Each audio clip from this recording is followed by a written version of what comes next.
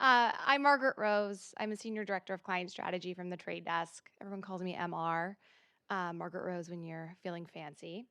And I am so thrilled to be here today with Brian Weidy, senior marketing media manager at Anheuser Busch on their marketing connections team. Now, Brian, I want to hear all about the past 3 years of your connected TV strategy transformation because I've been there with you this entire time. But before we dive into all of that, I want the audience to know who Brian is a little bit. Sure. So before this session, I was kind of getting my creative juices flowing, watching some Oprah interviews, and she usually starts things off with a personal note. So Brian, I was hoping you could tell me a little bit about your relationship with your parents. No, I'm just kidding, but I do Oh, want to this is hear. this is the perfect forum It for is. that. Really is. I do want to hear about what you wanted to be when you grew up. Sure. So first off, thanks for having me. I'm Brian. Nice to meet most of you. Some of you I know. Yeah. When I grew up, I was a huge Knicks fan, so I really wanted to be a professional basketball player. And that clearly did not work out. So anyway, my grandfather started an ad agency about 40 odd years ago. My mom worked there. My grandmother worked there. So I was on sick days, sorting traffic sheets, doing all that fun stuff. So working in media was kind of everything I ever or really never wanted to do. Throughout college was journalism major. Wanted to write. That was going to be my life, my everything. Wrote throughout college. When I was in high school, growing up here, was writing about concerts to get into them. That was kind of my way in because concerts in New York are expensive. So I did that throughout college.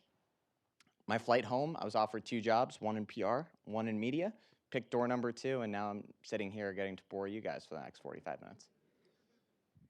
What was your first impression or your first kind of gig in programmatic? And kind of walk me through, 2 weeks in, what was going through little Brian's head. Sure.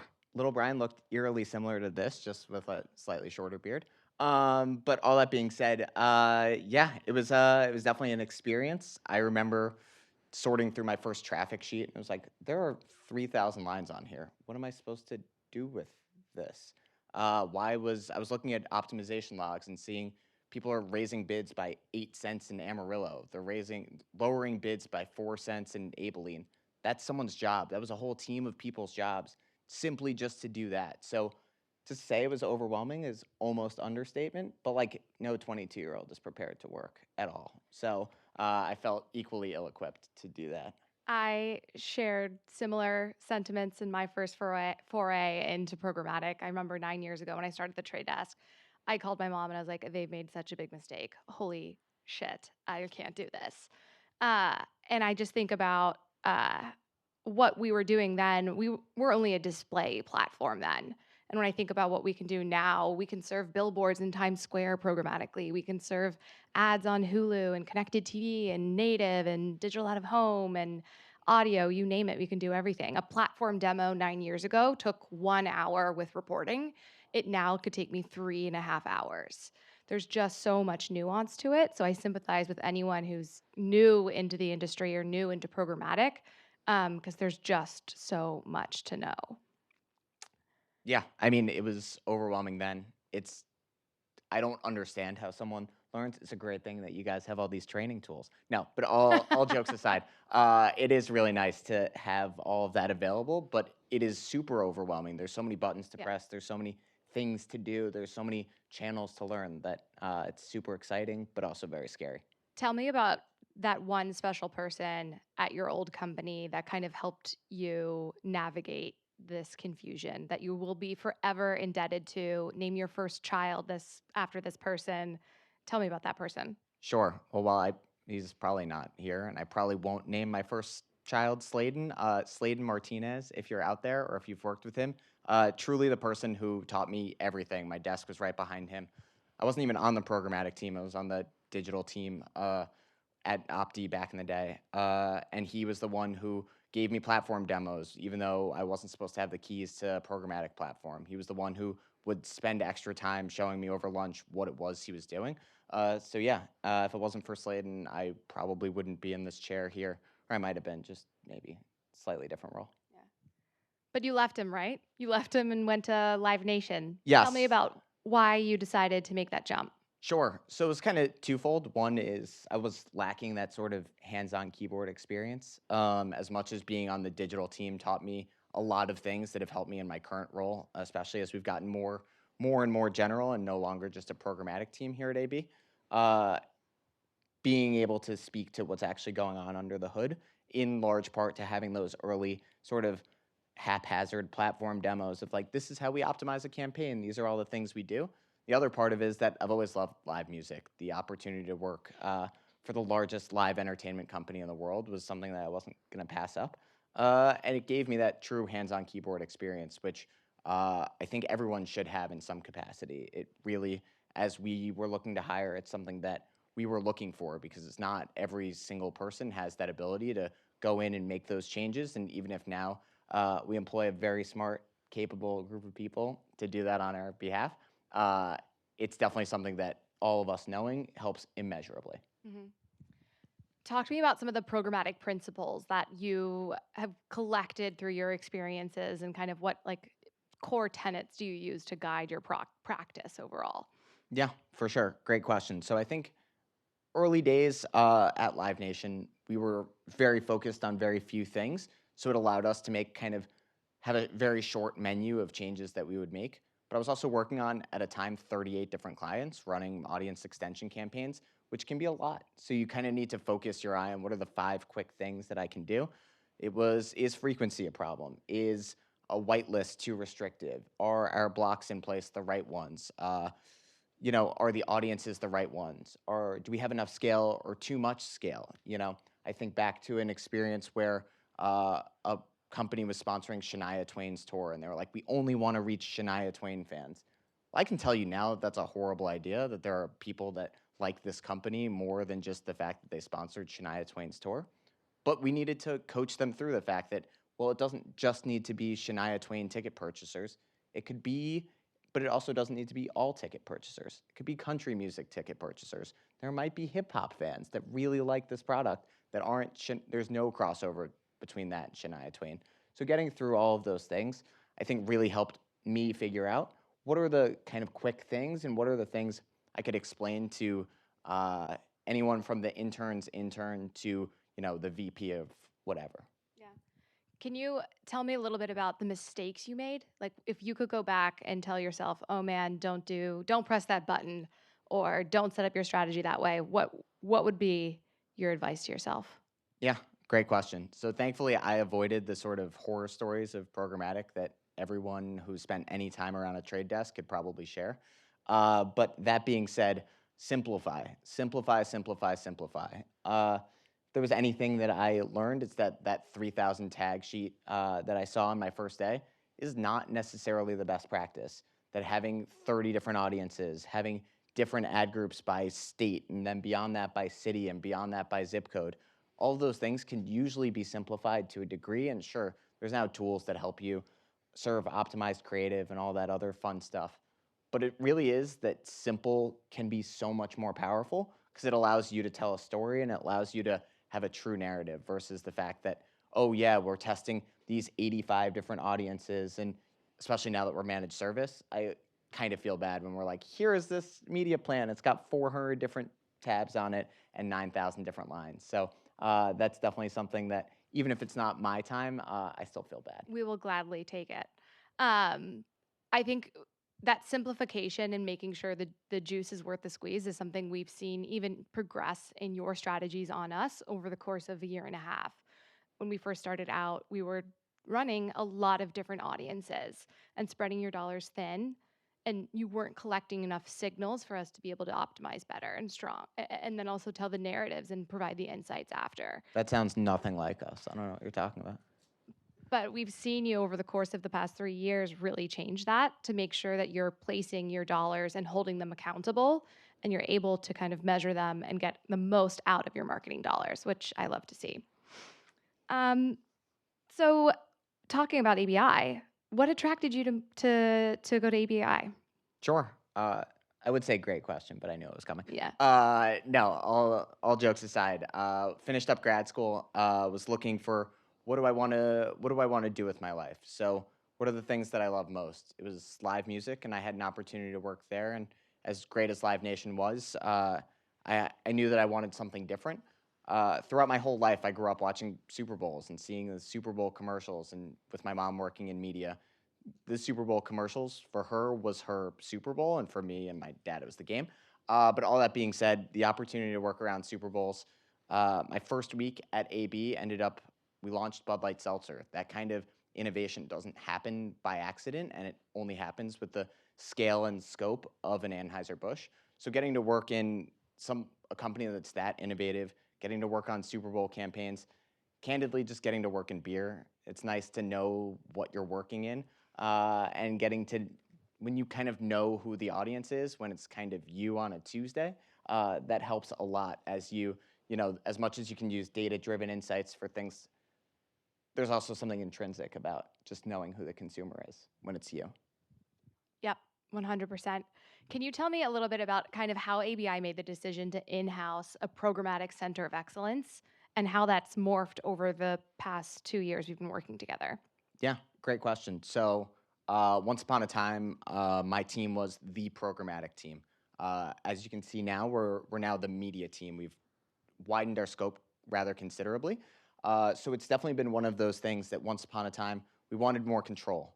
I mean, it's probably been a theme throughout the day that control, control, control. It's absolutely something that we wanted because despite being this large CPG company that has its tentacles everywhere, control was absolutely paramount in that decision. The second is how can we find the best and the brightest people? And then they hired me after they decided that was getting expensive. But all that being said, how can we find the smartest people to run this ourselves? Yet, despite all the control that we wanted, we still handed the keys over to our DSP partners. So the trade desk, who was brought on a few years ago, everyone we've worked in this sort of pseudo managed service capacity that's allowed us to both have that control and be able to own the inputs, own reporting, own all of those things while still not needing to be the ones physically pressing buttons. So that way we can blame other people for mistakes. No, all that being said, so that way we can have that level of expertise without having quite as massive a team as once upon a time it was just two people. Our team has grown in size and scope and has gotten a little less programmatic and a little more generalist media. But all that being said, having that programmatic knowledge has been essential to our performance over the last few years. Yep. So now you're handling TV, you're handling social, you're handling programmatic, you're handling out of home. How did you learn? What resources did you use to learn all of those different channels? Isn't that a mistake that they would let me manage that much? But no, all jokes aside, it is really. I mean, sometimes I remember the first local radio plan I put together. I just called my mom and I told someone that, and turns out does not really inspire a lot of confidence when you're like, yeah, I called my mom and she's bought local radio for a long time and she helped me through this plan. Really not what people want to hear. But all that being said, have great agency partners, have great partners on the tech side across the board who want you to learn. It's rooms like these that help you really get an understanding of just what's out there. And being the programmatic team was amazing, and we were true subject matter experts in programmatic. Now needing to be able to speak to what is happening on TV, to connected TV, to a display ad, and where my expertise lies is being able to actually see where those connection points happen. It makes the TV part of things a little bit easier when you're like, oh, this is kind of the same. You have to think in GRPs instead of impressions, but with some slight nuances, digital out of home to regular out of home. Sure, it takes longer to install vinyl than it does to email you guys. But all that being said, there's a lot of overlap between the two. It's just making sure that you're asking the right questions instead of just assuming you can do it. Yep. On that connected TV space piece, I want to kind of shift gears. Are you a streamer? I am. I also own cable. Turns out my monthly bills are super expensive, but they all go on a credit card, so that's fine. Yeah. But yeah, despite having Recurring, yeah, you see it. Yeah. yeah, it's great. So cable, yes, have Hulu, have HBO Max. I guess we're in Warner Land, so that's Yay. Um, but So you're what they call the technical term, or I call a bother. yes, Yeah. I've never heard that. Well, we've got to work more together then, I guess. A bother. A bother. We can hit you in a what? Yeah. Well, that much I already know, but Uh, Walk me through when you first joined ABI, what your connected TV strategies looked like. sure. Very simple. Very, very simple. I've said that we overcomplicate everything. Our connected TV strategy could not have been opposite to that. We were buying literally mirroring what our TV strategy was. We buy adults 21 to 49, period. That's it. We were spending tons of money on adults 21 to 49, and we're slapped on the wrist if we did anything beyond that. It's truly astounding how much we did simply to mirror our TV strategy. And part of it was that measurement was measurement, and part of it was that the ability to target was still rather nascent. But all that being said, we were just targeting adults 21 to 49 and continue to do so for the vast majority of our connected TV spend. Got it. Okay. And so, can you unpack a little bit more about kind of what measurement looked like on that strategy? And then, kind of, what was also that tipping point where you realized I really need to kind of actually reinvest some resources and think about this strategy a little bit differently, and kind of bridge those gaps between your TV investment team that handles linear and now your programmatic expertise team that handles your connected TV streaming buying? Yeah, great question. So we were using the same sort of programmatic KPIs that we use for everything, just a hybrid of viewability and in demo percentage. Being an alcohol company, we need to make sure that we're reaching an LDA audience, all that fun stuff. So part of it was compliance and part of it was viewability. But there's kind of this assumed viewability with connected TV that didn't really help. And if we're targeting everything adults 21 to 49, I would hope everyone's 21 plus that's in there. And if not, it was kind of within the margins. So we weren't really seeing performance. We were just kind of pouring money into the market, knowing it was a place we needed to be. But at the same time, we weren't really optimizing off of it because there was nothing to optimize off. So that was part of it. And part of it was that our budgets were literally pulled from our programmatic budgets. So we're cascaded a budget that has programmatic line, a TV line, an out of home line, all the other things. And this was coming from that programmatic bucket. Over time, we realized that no, this should be more part of our, call it our video strategy, we call it TV replacement, but it's all the sorts of things that we tried to figure out how can we build this in from the front as opposed to it just being tacked on because we know we should be there or we have smart people telling us we need to be there. Mm-hmm. So then you're talking about basically how you started treating it just as you would a normal programmatic digital channel. What were some of those tests that you gleaned on when you started looking at it in terms of how you look at display and starting to measure it with an outcomes-based view? Yeah, great question. So we did three kind of key tests. I'm going to speak about one. You got the other one? Yep. Amazing. We definitely rehearsed this before. Anyway, all that being said, first thing that we did was we tried to see what is the actual sales lift that comes from running both connected TV with a lower funnel strategy attached to it.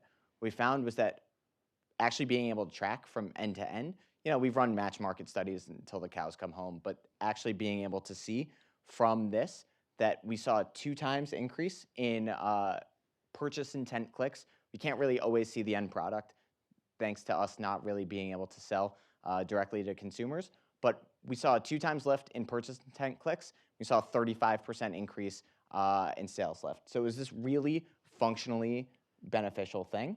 From there, we looked at incremental reach, which I think you were a little bit closer to. Yep.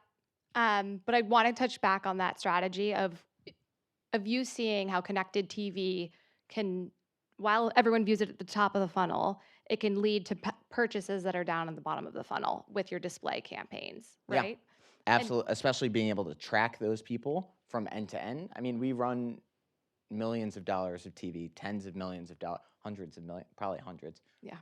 Hundreds of millions of dollars of TV and are largely unable to track from end to end. And sure, there's ACR solutions and all that other fun stuff. But all that being said, being able to truly not just think of connected TV as throwing things into the top of the funnel and hope that they sit there, but actually being able to track who those people are, push them down the funnel, and then serve a display ad, which is largely something for someone who's not able to sell direct to consumer, can be super challenging for us to just run display ads. It's been really beneficial for us to be able to track that and prove out the case that no, connected TV really works, as opposed to linear TV where we just kind of assume it works because we've been doing it for 100 odd years. To your guys' credit, when we showed you that insight and we did that case study on kind of how connected TV and your lower funnel strategies drive purchase funnels, you altered your whole omni-channel strategy to start including more of that kind of video event retargeting strategy. And so you started trying to purposely connect your upper funnel strategies to your mid funnel to your lower funnel through that video event retargeting strategy that we've, as the trade desk, have had around for almost 8 years at this point. It's a simple tool, it's completely free. But that one not only kind of saved you a lot of money in terms of audience costs, but also kind of helped you hold every part of the funnel accountable, and get that transparency and viewability that you love and desire. Yeah, I mean that you it's been there's been a lot of tools that have helped us along the way. But for a lot of people, it's like it's great that these things exist, but show me the facts. And as a result, being able to put these sorts of studies in place and then actually making tangible actions off of it, we've seen multiple X increases in our amount of connected TV spend as a result of getting increased buy-in from the agency, even though they're not working on it. I mean, the fact that we've in-house programmatic, at least in this sort of pseudo manner, has allowed us to sit in this kind of awkward space at times. But all that being said, even getting the agency on board with no, this is something that truly works has been monumental for us. Can you share a little bit about that study that you guys ran where you saw that finally connected TV was proving, oh, sharing it for you, positive ROI? I hope that's okay. Yeah. And I feel like at that moment when we got those results of your of like connected TV is providing lift, it's providing positive ROI, that was really kind of the culminative moment of where you kind of changed your strategy and started really breaking down silos internally between your linear TV team and your programmatic team. Talk to me about how you broke down those silos, how you taught people to speak your language, how you learned to speak their language. What resources did you use? Yeah, great question. And kind of just to build off that, not only did we start seeing positive ROI, we started seeing improved ROI even with increased spend. So it really led to kind of this, oh shit, there's actually scale here, and this is a scalable place to put money, which is often the inverse of where we had been traditionally dumping money in linear TV channels and large highway out of home billboards that MMMs do their best to track, but like who really knows? But anyway, all that being said, that's a tangent for another day. One of the biggest things to MR's point was getting that buy-in from our linear investment team. How can they know TV? That's their job. Their job is to buy TV, to plan TV, to make sure that they know TV. We're now introducing a whole new set of buyers, which is us and you guys. We're introducing a whole new set of terminology. I remember my first day in agency land, I was just writing down every acronym that I could.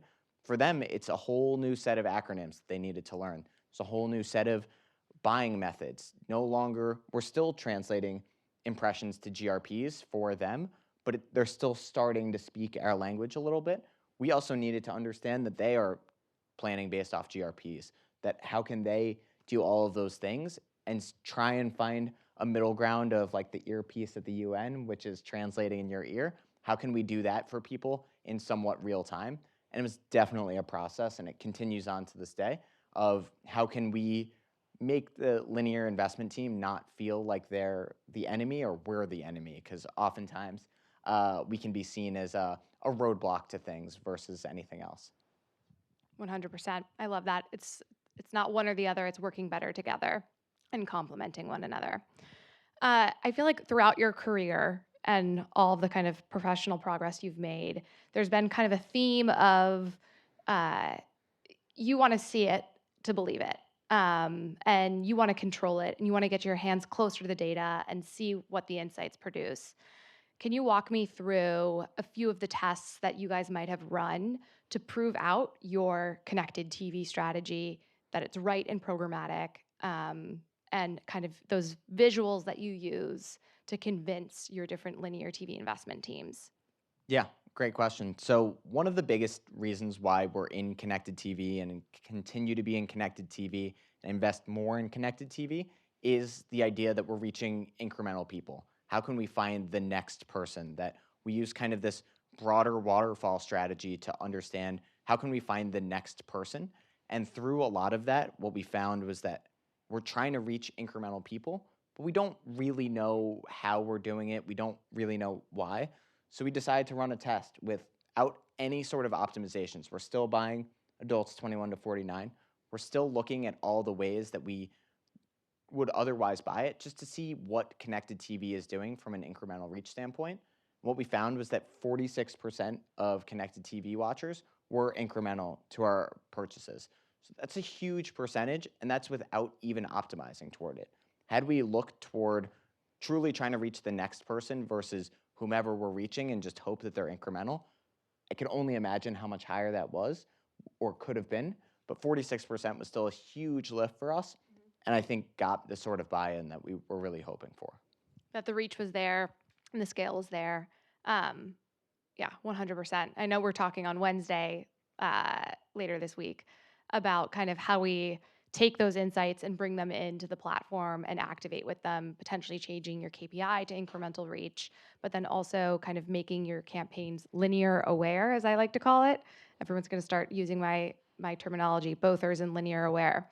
And how we can potentially use ACR data sets that you were talking about or set-top box data sets to exclude those previously exposed linear TV audiences from your connected TV programmatic strategies on us to kind of further protect that overlap to ensure that you're spending every single marketing dollar that you have into finding someone new to hopefully feed that ROI and that positive result that you're seeing within your MMMs. Yeah, More can't to wait come for on tomorrow. Wednesday. Yeah. Um, so talk to me a little bit about kind of one of the learnings that you found when you were running PG versus PMP and what that learning kind of showed you in your overall strategy for your upfront. Yeah, great question. So we were so enamored with our ability to buy through programmatic pipes that we almost forgot the programmatic piece of it at times. And there is definitely a role for programmatic guaranteed environments. This isn't to say that there's not, but we did see that it was cheaper for us to lock in a rate. We knew scale was there. We knew all those things that come with PG purchasing. But that being said, when we were giving the keys to you and your team, yes, we're paying that 20% decisioning premium of what does it really cost for us to pay out of pocket. We're actually seeing it was considerably cheaper from an incremental reach standpoint because, yes, it's great to run things through programmatic pipes, and it's not to say that we wouldn't or otherwise shouldn't. But that being said, giving the keys to the platform, I mean, the platform's always going to be smarter than us. I'm only as smart as I can be, but the platform knows way, way, way more than I do about reaching that next person and being able to make decisions as to the impressions that they should or shouldn't buy. Also gives us more control over frequency caps and all the fun things that we really need and demand as this very command and control company. So as a result, being able to have all of those things and really use the power of the programmatic piece of programmatic really allowed us to reach a cheaper cost per household. Yep. So it's just using audience targeting and that consolidated FCAP to kind of help control for that and have that decisioning over kind of who you're reaching and how efficiently you're reaching them. One of the case studies I love that you guys did was to understand how a consolidated connected TV buying approach ultimately helped protect you from frequency oversaturation and allowed you to actually see frequency savings. So we looked at, I think it was like a handful of connected TV campaigns. We looked at the audience that you were buying. They were consuming connected TV streaming content across a myriad of different inventory partners, just like you were talking about earlier, draining their bank accounts. I'm in that bucket as well. And you were able to reach Sally on 3 different inventory sources. All of that kind of fragmentation that can happen when you're buying direct over frequency. So we looked at kind of how many times our algorithm, our FCAP controls said to pass on someone because they'd already hit their kind of allotted frequency setting amount. And we actually saved you guys about 39% of your overall budget, and by not over frequencying and taking those dollars and reinvesting them and finding someone new. And obviously, I work in programmatic. I can preach this to the cows come home of consolidation, consolidation, consolidation. It's always really, really reassuring and verifying to see when that data can come out, and I can present that in an awesome case study to you to make sure that you realize I am doing the right thing, I'm making the right decisions and doubling down and investing in decisioning and programmatic. So Thank you. Much. No, it's one of those things where I worked on Bud Light for the previous 2 years. I'm currently working on the premium brands here. It's amazing to see the scope of what our portfolio, when used as a portfolio, can actually unlock for us. Having that opportunity to test things not only on Budweiser but Bud Light, and also not just Bud Light but Estrella Jalisco, and because there are learnings that don't happen on the smallest regional brands that happen on the biggest macro beers on the planet. And there's also things that you can learn by only running a campaign in El Paso. So I think being able to leverage the full power of our portfolio can really unlock some really interesting findings, like how we're reaching the same person over and over and over again through other channels. Yep. So as it relates to your upfronts, there are a few tenets now that I think that you're going to be going in and asking for, which is one, that flexibility, that transparency, but then also the ability to prioritize decisioning versus PG within your upfronts. Is that correct? Yeah, it's been definitely a long struggle for us. Upfront buying has never really been our forte because we're like, oh, we need the ability to make changes on the fly. But that said, we do understand the value of an upfront purchase, but we still want that control. So, to your point, MR, how can we get that flexibility? And really, how can we let the platform do its thing? Not only is it good enough to be able to purchase through programmatic pipes, but it's also how can we do something about it? How can we make changes on the fly? Yes, we're locking into spends and all those things like that, but how can we do so in a responsible manner at the right time as opposed to just doing it? Mm-hmm. We heard a lot about return on ad spend and sales lift being important. But most recently, we're about to launch a connected TV test for attention measurement. Why is attention such a hot topic for you guys? Why do you care about attention? Sure. Great question. Beyond just it being Paolo's pet project, no, all jokes aside, it's definitely one of those things that we know that when we can track something, we want to know it. It's been one of the key things with programmatic that we only had two KPIs. It was viewability and in-demo percentage. Viewability was primary among those two things. With TV, very much an opportunity to see medium. We assume people are there, but I know from my own TV watching behavior, if I'm watching the Yankee game and the commercial break comes on, grabbing a beer from my fridge, I'm doing anything else but watching. So we're working with T-Vision, we have in the past as well, to truly track people's ability to, are they really paying attention? Are they watching the ads? Where are they watching the ads? What's drawing their eye to things? And then beyond that, we've worked with this company called Chalice, who's built a custom algorithm on our behalf to really optimize toward attention. So no longer is it good enough just to know that someone is watching, but how can we optimize toward more people who might be watching?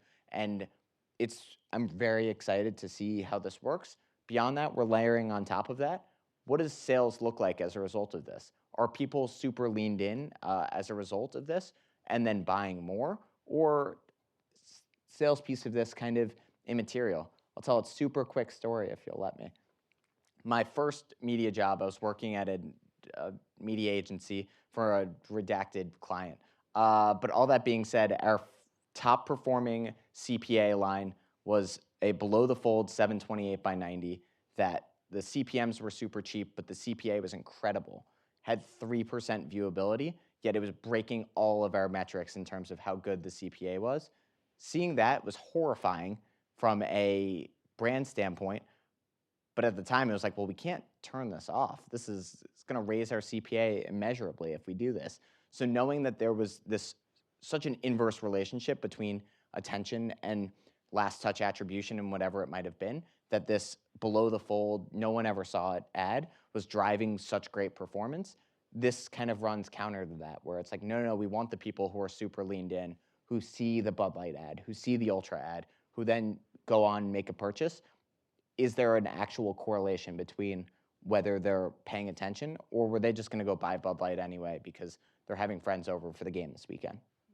I love that. Multiple KPIs allows you to make the right decisions and inform your buy better. Or paralyzes us with choice.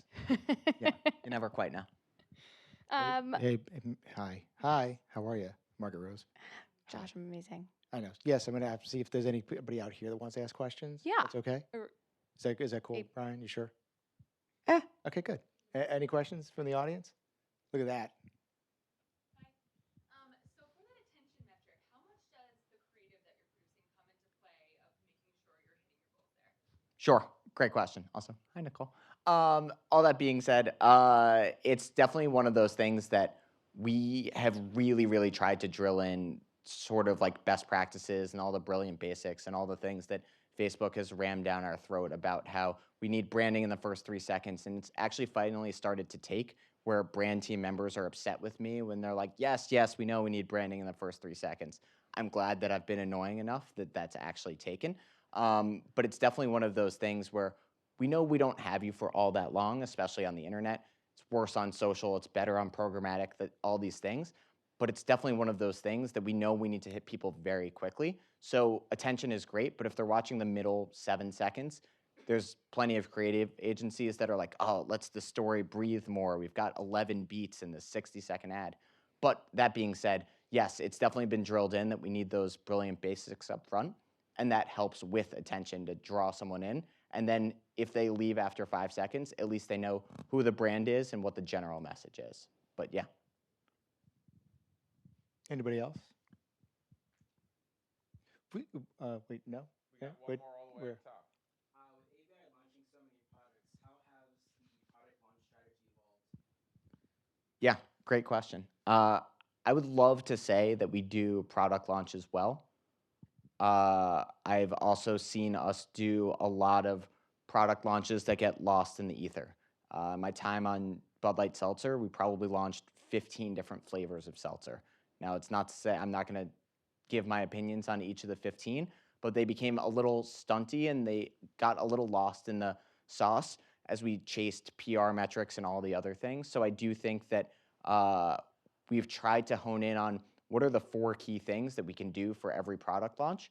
But that said, budget realities get in the way. All the things that we would want to do when a product is being developed don't always come to fruition.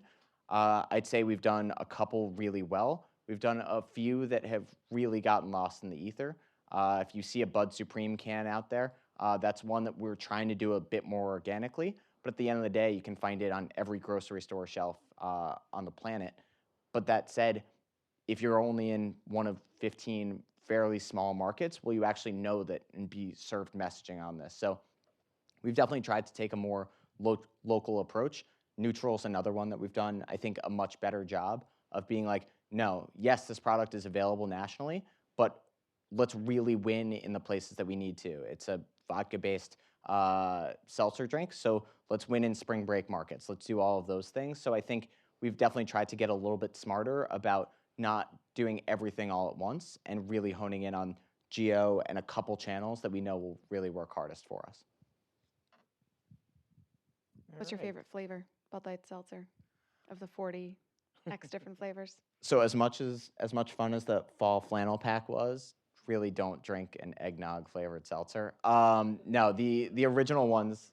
The original ones were probably the best. There's something to. I'm a mango girl. Yeah, there's something about the first 4 flavors that black cherry seltzer kind of tastes like black cherry seltzer and was a little bit cleaner than redacted other brands. I like the Bud Light seltzers with the 8%. Those are solid. The platinum seltzers, especially in a 25-ounce can, they really get to you. It was a solid ad. Solid ad to the portfolio. All right. Thank you guys. Great content, great information.